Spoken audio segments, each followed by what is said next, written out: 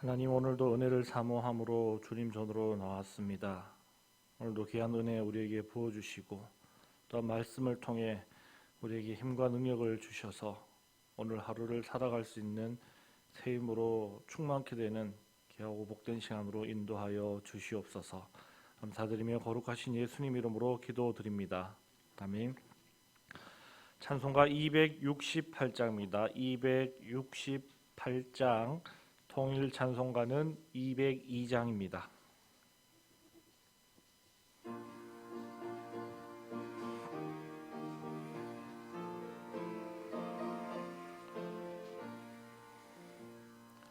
죄에서 자유를 얻게 함은 보혈의 능력, 주의 보혈, 시험을 이기고 승리하니 참 놀라운 능력이로다.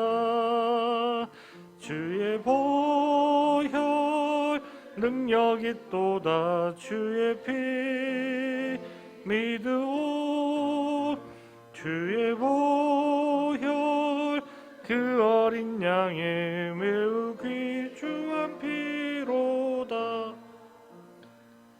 육체의 정욕을 이길 힘은 보혈의 능력, 주의 보혈, 정결한 마음을 얻게 하니 참 놀라운 능력이로다.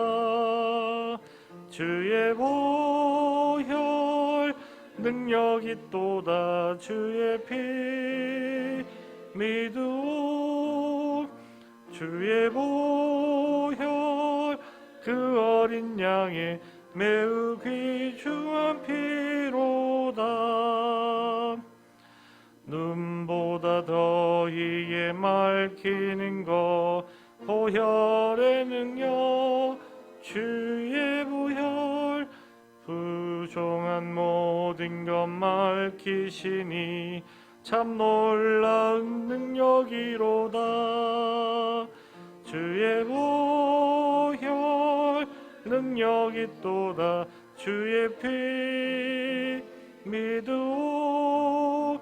주의 보혈 그 어린 양의 매우 귀중한 피로다.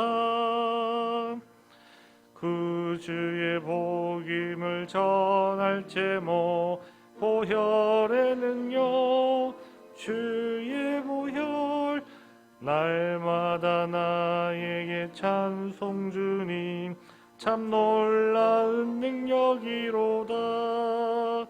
주의 보혈 능력이 또다. 주의 피 믿으오. 주의 보혈 그 어린 양의 매우 귀중한 피로다. 창세기 25장 19절로부터 34절까지의 말씀입니다.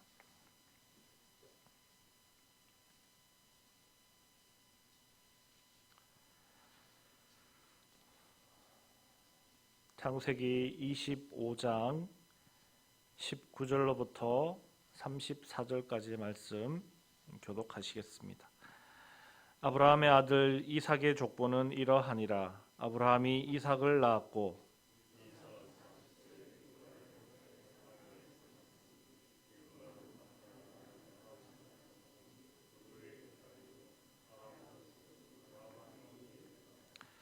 이삭이 그의 아내가 임신하지 못하므로 그를 위하여 여호와께 간구하매 여호와께서 그의 간구를 들으셨으므로 그의 아내 리브가가 임신하였더니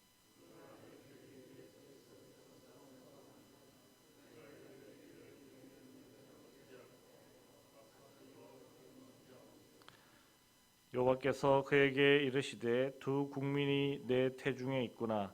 두 민족이 내 복중에서부터 나누이리라. 이 족속이 저 족속보다 강하겠고 큰 자가 어린 자를 섬기리라 하셨더라.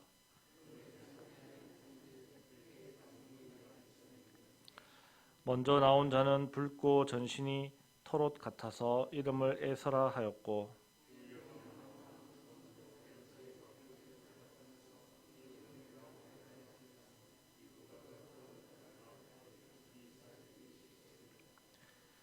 그 아이들이 장성함에 에서는 익숙한 사냥꾼이었으므로 들 사람이 되고 야곱은 조용한 사람이었으므로 장막에 거주하니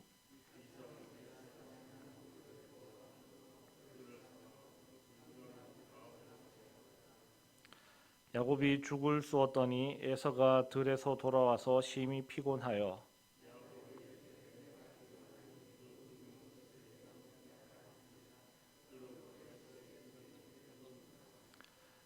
야곱이 이르되 형의 장자의 명분을 오늘 내게 팔라.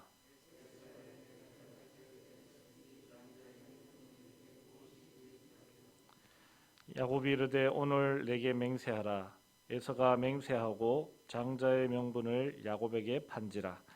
야곱이 떡과 팥죽을 에서에게 주매 에서가 먹으며 마시고 일어나 갔으니 에서가 장자의 명분을 가볍게 여김이었더라. 아멘. 오늘 말씀은 이삭의 족보라는 말씀으로 시작됩니다. 그러나 전체적인 내용을 봤을 때 이삭의 아들 에서와 야곱에 관한 이야기입니다.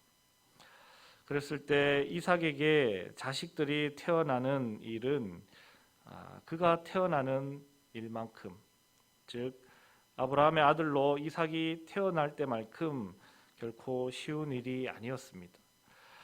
21절에 이삭의 아내 리브가가 임신하지 못한다고 기록을 하고 있기 때문입니다. 이삭이 40세에 결혼을 하고 이후 60세에 에서와 야곱이 태어났기 때문에 이들은 결혼 후 20년 동안 자녀가 없었음을 알 수 있습니다. 그러니 그들의 마음고생이 얼마나 심하였을까 하는 것을 짐작해 볼 수 있습니다. 이삭은 자신이 아버지가 백세 얻은 그러한 귀한 아들이라는 것을 알고 있었습니다. 그렇기 때문에 또한 이 자녀를 얻는 문제가 결코 아버지의 경험을 통해서 인간적인 방법과 인간적인 생각으로 해결할 수 있는 문제가 아니라는 것을 아버지를 통해 교훈 삼았을 것입니다. 그래서 이삭은 아버지와 같은 실수를 되풀이하지 않았습니다. 자신의 자녀를 얻는 일에 있어서 인간적인 생각과 방법을 사용하려 하지 않고 오늘 말씀을 보면 하나님께 간구하는 모습을 볼 수 있습니다. 즉 이것은 이삭이 하나님께서 생명의 주관자시라는 것을 믿는다라는 것을 말해줍니다. 자신의 자녀의 문제는 자신의 생각이나 인간적인 방법이 아니라 하나님의 도움으로 해결될 수 있는 문제라고 이삭은 생각했다라는 것이죠. 그렇게 자식 문제를 가지고 이삭은 하나님께 간구하게 되었을 때 하나님께서 이삭의 아내 리브가로 하여금 임신하게 하십니다. 아들 쌍둥이를 임신하게 되었는데 아직 태중에 있는데도 어떻게 아들들인지 알았는지가 궁금합니다. 아마 뱃속에서 노는 아이들의 태동이 엄청 과격했지 않을까. 여자아이들과 남자아이들의 태동이 다르다고 그렇게 이야기를 하는데 아마 너무나도 과격한 태동으로 인해서 아들들이라는 것을 알지 않았을까 하는 생각을 해봅니다. 그런데 문제는 그 태동이 단순한 움직임만이 아니었다라는 것이죠. 뱃속에 있는 두 아이가 싸운다는 것이 문제였습니다. 단순히 웃고 넘어갈 문제가 아니고 가볍게 생각할 문제도 아니고 하나님께 여쭈어야 할 만큼 심각한 문제였던 것 같습니다. 그러나 그것은 단순한 태동도 아니고 단순한 싸움도 아닌 두 민족이 시작되는 그러한 지각 변동의 시작점이었던 것입니다. 하나님께서 말씀하시기를 큰 자가 어린 자를 섬기게 될 것이라고 그렇게 약속의 말씀을 주십니다. 이것은 큰 자가 더 못하고 어린 자가 더 훌륭하기 때문에 그렇게 될 것이라는 문제가 아닙니다. 이것은 하나님의 선택하심인 것입니다. 이 선택의 주권은 하나님께 있는 것이고 그 선택에 우리들은 순종하며 살아가야 하는 것입니다. 오늘 이 자리에 계신 분들도 또 각 가정에서 방송을 듣고 계신 분들도 택함을 받으셨기 때문에 다 이 자리에 계신 줄로 믿습니다. 그 택함은 우리의 잘남이 아니라 우리의 훌륭함이 아니라 전적으로 하나님의 주권에 따라 은혜로 우리가 선택받았고 그 선택하심에 그 선택해 주심에 우리는 믿음으로 화답한다라는 것입니다. 그렇게 두 민족의 시작으로 에서와 야곱이 태어나는데 이 둘은 달라도 너무나도 달랐습니다. 에서는 붉고 털이 많았습니다. 붉다라는 표현은 잘생겼다라는 것에 대한 상징적인 표현이 되기도 합니다. 그리고 그는 익숙한 사냥꾼이라고 기록하는데 사냥을 잘 하였다라는 것입니다. 활도 잘 쏘고 쉬지 않고 짐승을 따라다닐 수 있는 강인한 체력도 가졌고 또 무서운 짐승과 마주했을 때 물러서지 않는 담대함도 지녔다라는 것입니다. 누가 봐도 멋있고 든든한 그러한 사람이었다라는 것이죠. 그래서 아버지의 입장에서 그러한 장남이 있다라는 것은 얼마나 든든한 일이겠습니까? 또한 사냥을 할 때마다 그 사냥한 고기를 가지고 와서 아버지에게 대접해 주니 아버지는 에서를 좋아할 수밖에 없었습니다. 그에 반해 야곱은 조용한 성격이었고 늘 장막에 머물렀던 조용하고 온유한 사람이었습니다. 가정의 대소사를 돌보며 특히 어머니를 도와주며 어머니와 많은 시간을 보내었을 것입니다. 그래서 어머니는 야곱을 좋아했다고 말씀은 기록합니다. 그런데 여러분, 어머니가 야곱과 함께하며 많은 이야기를 나누었을 것이라는 것을 우리는 알 수 있습니다. 그렇다면 그들이 나눈 많은 이야기 가운데 어떠한 이야기도 있었을까요? 그것은 바로 그들을 잉태하였을 때 하나님께서 들려주신 이야기, 그 이야기도 있었을 것입니다. 저희 어머니도 저와 함께하며 이런저런 이야기를 할 때면 꼭 저를 가지고 꾸었던 태몽 이야기를 해주고 하셨는데 아마 이들도 그러한 이야기를 나누었을 것 같습니다. 너희는 서로 다른 두 민족이 될 것인데 형이 너를 섬기게 될 거야. 하나님께서 그러한 약속을 주셨어 하는 이야기를 어머니는 아들에게 해 주었을 것입니다. 그러나 차마 그러한 이야기를 에서에게는 해줄 수 없었겠죠. 네가 앞으로 동생을 섬기게 될 거야 하는 그러한 이야기를 에서에게는 해주지 않았을 것입니다. 그래서 야곱은 어머니를 통해 들은 하나님의 그 약속의 말씀을 마음속에 새겼을 것입니다. 그리고 그 약속이 이루어지는 미래를 소망하며 꿈꿔왔을 것입니다. 즉 하나님의 약속이 이루어지는 미래를 야곱은 꿈꾸었다는 것입니다. 그러면서 야곱은 형의 장자권을 사모하는 마음을 가졌습니다. 그에 반해 에서는 어떠했을까요? 그는 미래에 이루어질 일에 대한 관심이 없었습니다. 그저 자신의 힘과 재능을 의지하며 짐승을 사냥할 때마다 그때그때 필요한 판단과 자신의 감에 의지해서 살아갔던 그런 사람입니다. 따라서 사냥에 지친 그에게 필요한 것은 미래의 불확실한 사건보다 당장에 배부르게 해줄 붉은 죽이 더 중요하였습니다. 그래서 그는 자신이 가지고 있는 장자의 명분을 죽 한 그릇에 야곱에게 팔아버리게 되는데 오늘 말씀 마지막 부분에는 에서가 장자의 명분을 가볍게 여겼다 그렇게 기록하고 있습니다. 그리고 이 가볍게 여겼다라는 것이 다른 본문에서는 멸시하였다라는 그러한 표현으로 사용됩니다. 즉 이것은 에서가 하나님과 별로 상관없는 삶을 살아가고 있는 사람이다 하는 것을 입증해 주는 것입니다. 왜냐하면 장자권을 통해 주어지는 축복권이 하나님으로부터 주어지는 것이기 때문입니다. 그런데 그러한 것을 무시한다, 가볍게 여긴다 하는 것은 하나님으로부터 주어지는 그 축복권을, 하나님의 능력, 하나님의 은혜를 가볍게 여기고 무시한다라는 의미가 되는 것이죠. 따라서 자신은 하나님으로부터 주어지는 복이 없어도 자신의 힘과 능력으로도 얼마든지 미래를 개척하며 살아갈 수 있다 하는 그러한 자신감 넘치는 그러한 인간적인 생각으로만 살아가는 그러한 사람이었습니다. 그렇다고 해서 야곱이 앞으로 그 장자권을 가지기 위해서 취했던 그러한 행동들이 결코 올바른 선택이다, 올바른 방법이다라고 그렇게 전적으로 옳다라고 우리가 편을 들어줄 수는 없을 것입니다.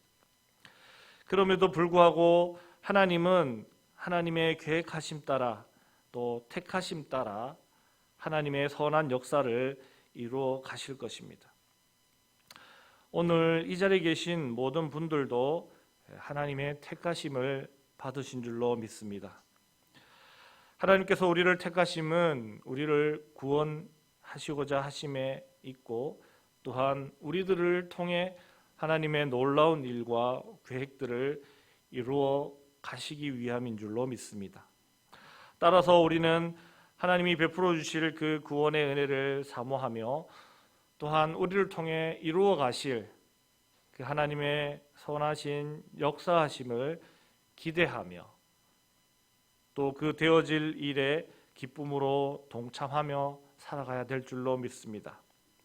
오늘 하루도 살아가실 때 다시 한번 우리를 선택해 주신 하나님의 구원의 은혜에 감사하시는 하루가 되시고 또한 하나님께서 나를 통해 이루실 일이 무엇인지를 기대하시며 그 하나님의 선하심 앞에 자신을 온전히 내어드리는 겨우 복된 하루의 삶을 살아가시는 여러분들이 다 되시기를 주님의 이름으로 축복합니다.